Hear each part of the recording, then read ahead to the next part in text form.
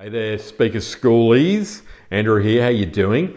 Today, the topic is a big one. I'm not going to be able to do it full justice in a couple of minutes, but I want to really raise it with you now. I talk a lot about this on my retreats and one-on-one coaching and all my speaker programs. It's the importance of research for us as speakers. It's what differentiates world-class speakers from, to me, amateurs, to be really honest.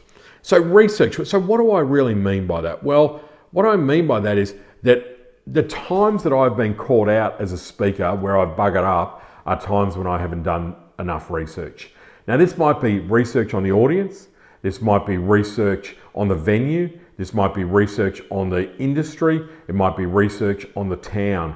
There are all things in there that guide us as speakers. Now, if you're one of those speakers that just does exactly the same presentation regardless of who you're speaking to, where you're speaking, etc., to be honest, you're very one-dimensional and you're probably not going to be speaking for a long time.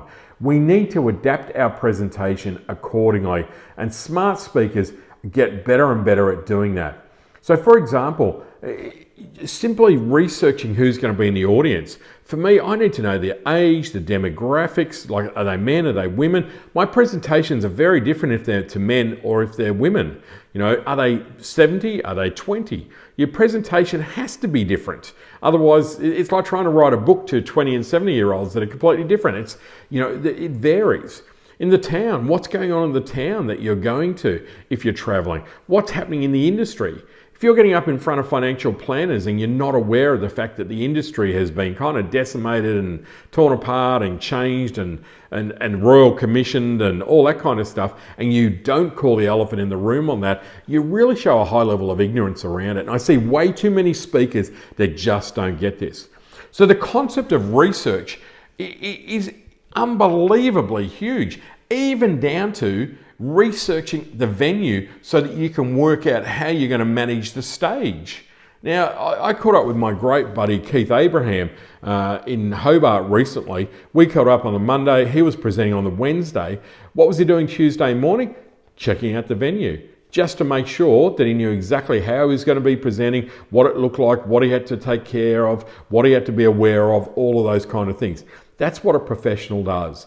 Professional doesn't turn up 10 minutes before they're due to go on stage and just go, oh, okay, well, what do I do now?